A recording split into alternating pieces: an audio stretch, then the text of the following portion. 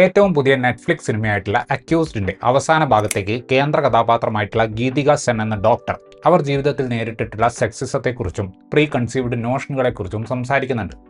അതിനുശേഷം ആ ഒരു കോൺവെർസേഷൻ ഇതിനെതിരെ അവർ ബിഹേവ് ചെയ്ത രീതി അവരുടെ ക്യാരക്ടറിനെ ഏത് രീതിയിൽ മാറ്റി എന്നതിനെക്കുറിച്ചും സംസാരിക്കുന്നുണ്ട്. അനുഭവ് സിൻഹയൊക്കെ സോഷ്യലി റെലവൻ്റ് ആയിട്ടുള്ള വിഷയങ്ങളെ മികച്ച ക്രാഫ്റ്റിലൂടെ അവതരിപ്പിക്കുന്ന രീതിയിൽ വർക്ക് പ്ലേസ് സെക്സിസത്തെ അഡ്രസ്സ് ചെയ്യാൻ പറ്റുമായിരുന്ന ഒരു സിനിമയായിരുന്നു അക്യൂസ്ഡ്. പക്ഷേ ഈ പറഞ്ഞ സെൻട്രൽ ഐഡിയയുടെ ചുറ്റും നല്ലൊരു കഥ ബിൽഡ് ചെയ്യാൻ അനുഭൂതി കാശ്യപിന്റെ സിനിമയ്ക്ക് സാധിക്കുന്നില്ല. കണ്ടിരിക്കുമ്പോൾ നമ്മളിൽ യാതൊരുവിധ എക്സൈറ്റ്മെന്റും ക്രിയേറ്റ് ചെയ്യാത്ത ഒരു ക്ലീഷേ ത്രില്ലറാണ് അവസാനം ഈ സിനിമയിലൂടെ നമുക്ക് ലഭിക്കുന്നത്. ഡോക്ടർ ഗീതിക സെൻ ചെറിയ കാലഘട്ടം കൊണ്ട് തന്നെ നല്ലൊരു കരിയറും റെപ്യൂട്ടേഷനും ഉണ്ടാക്കിയെടുത്ത ഒരു വ്യക്തിയാണ്. UK-യിൽ അവർ സ്വന്തം പാർട്ട്ണറായിട്ടുള്ള ഡോക്ടർ മീരയോടൊപ്പമാണ് താമസം. ഒരു ദിവസം ഗീത വർക്ക് ചെയ്യുന്ന ഹോസ്പിറ്റലിന് അനോണിമസ് ആയിട്ട് ഒരു മെയിൽ വരികയാണ്.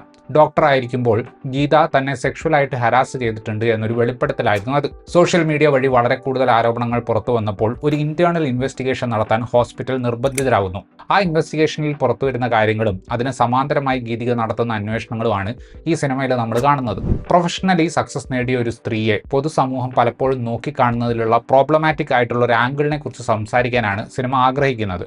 ആ ചർച്ചയിലേക്ക് എത്തുന്ന രീതിയിലുള്ള ഒരു ഡ്രാമ ബിൽഡ് ചെയ്യണം എന്നതാണ് തിരക്കഥയുടെ പ്ലാൻ. പക്ഷേ സീമ അഗർവാളും യഷ് കേശ്വാനിയും ഒരുക്കിയിട്ടുള്ള തിരക്കഥയ്ക്ക് നമ്മളെ അതിലേക്ക് ഇൻട്രസ്റ്റഡ് ആക്കുന്ന തരത്തിലുള്ള ഒരു തിരക്കഥ സെറ്റ് ചെയ്യാൻ പറ്റുന്നില്ല.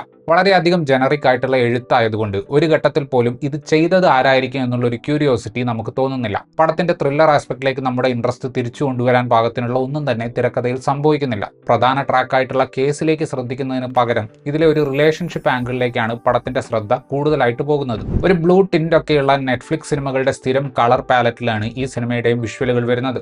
പ്രധാന പ്രശ്നം കിടക്കുന്നത് എഴുത്തിലാണ്. മെയിൻ ക്യാരക്ടർ ഫേസ് ചെയ്യുന്ന സ്ട്രഗിൾ സ്ക്രീനിൽ ഒതന്റിക് ആയിട്ട് അവതരിപ്പിക്കാൻ തിരക്കഥയ്ക്ക് സാധിക്കുന്നില്ല.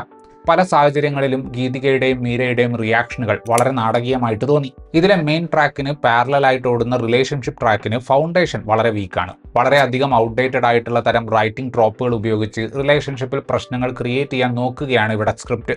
ഡയലോഗുകളിലൂടെ സ്പൂൺ ഫീഡ് ചെയ്യുന്നതും സീനുകൾ സ്റ്റേജ് ചെയ്യുന്നതും കഥാപാത്രങ്ങളുടെ റിയാക്ഷനുകളും ഒക്കെ കണ്ടാൽ ഇന്ത്യൻ നടന്മാർ അഭിനയിക്കുന്ന ഇന്ത്യൻ കഥാപാത്രങ്ങളായിട്ട് എഴുതിയ ക്യാരക്ടറുകളെ ലാസ്റ്റ് നിമിഷം വിദേശികളാക്കി മാറ്റിയതുപോലെ തോന്നി. എഴുത്തിന് ത്രില്ല് കൊണ്ടുവരാൻ പറ്റാഞ്ഞിട്ടാണെന്ന് തോന്നുന്നു അമിതമായിട്ട് ബാക്ക്ഗ്രൗണ്ട് മ്യൂസിക് സിനിമ ഉപയോഗിക്കുന്നുണ്ട്.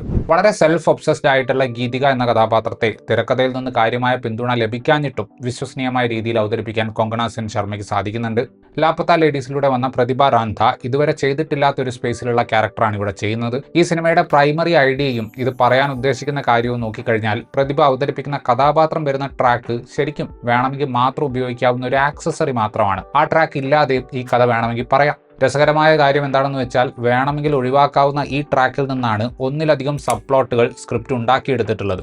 ഇന്റേണൽ ഇൻവെസ്റ്റിഗേഷൻ നടത്തുന്ന കഥാപാത്രത്തെ അവതരിപ്പിച്ചിട്ടുള്ളത് മഷ്ഹൂർ അമ്രോഹിയാണ്. ഈ വക കേസുകൾ ഒരുപാട് ഹാൻഡിൽ ചെയ്തിട്ടുള്ള ആളെന്ന് പറഞ്ഞിട്ടാണ് ആ ക്യാരക്ടറിനെ ഇൻട്രൊഡ്യൂസ് ചെയ്യുന്നത്. പക്ഷേ ആ എക്സ്പീരിയൻസ് ഒന്നും ക്യാരക്ടറിന്റെ പെർഫോമൻസിൽ കാണാനില്ല. ഈ സിനിമയിലുള്ള ഭൂരിഭാഗം വിദേശികളുടെ കാസ്റ്റിംഗും വൻ പരാജയമാണ്. ബോളിവുഡ് പെർഫോമൻസിന്റെ ഒരു മീറ്റർ വിദേശികൾ മിമിക്ക് ചെയ്യാൻ നോക്കുന്നത് പോലെ ഉണ്ടായിരുന്നു പല പെർഫോമൻസുകളും. പറയാൻ ഉദ്ദേശിച്ച വിഷയത്തിന്റെ കോംപ്ലിക്കേറ്റഡ് ആയിട്ടുള്ള വശങ്ങളെ എക്സ്പ്ലോർ ചെയ്യാനുള്ള ഒരു അവസരം ഈ സിനിമയ്ക്ക് ഉണ്ടായിരുന്നു. OTTക്ക് വേണ്ടി നിർമ്മിച്ച സിനിമയായിട്ട് കൂടി ഇതിൽ ഡ്രാമ ക്രിയേറ്റ് ചെയ്യുന്നതിൽ ഒരു ഉഴപ്പൻ സ്വഭാവമാണ് സിനിമ സ്വീകരിച്ചിട്ടുള്ളത്. ജെൻഡർ പൊളിറ്റിക്സിനെ സിനിമയുടെ എഴുത്തിന്റെ പോരായ്മകളെ മറച്ചുവെക്കാൻ വേണ്ടി ഉപയോഗിക്കുന്ന ഒരു സിനിമയാണ് അവസാനം നമുക്ക് ലഭിക്കുന്നത്. വെറും 106 മിനിറ്റ് മാത്രം ദൈർഘ്യമുള്ള ഈ സിനിമ വളരെ ഫ്ലാറ്റായ ഇമോഷണൽ ഗ്രാഫുള്ള അസഹ്യമല്ലാത്ത ഒരു സിനിമയാണ്. ഇത്രയുമായിരുന്നു ഈ സിനിമയെക്കുറിച്ചിട്ടുള്ള എൻ്റെ റിവ്യൂ. വീഡിയോ ഇഷ്ടപ്പെട്ടാൽ ലൈക്ക് ചെയ്യുമെന്നും കൂടുതൽ വീഡിയോകൾക്ക് വേണ്ടി ചാനൽ സബ്സ്ക്രൈബ് ചെയ്യുമെന്നും പ്രതീക്ഷിക്കുന്നു. താങ്ക്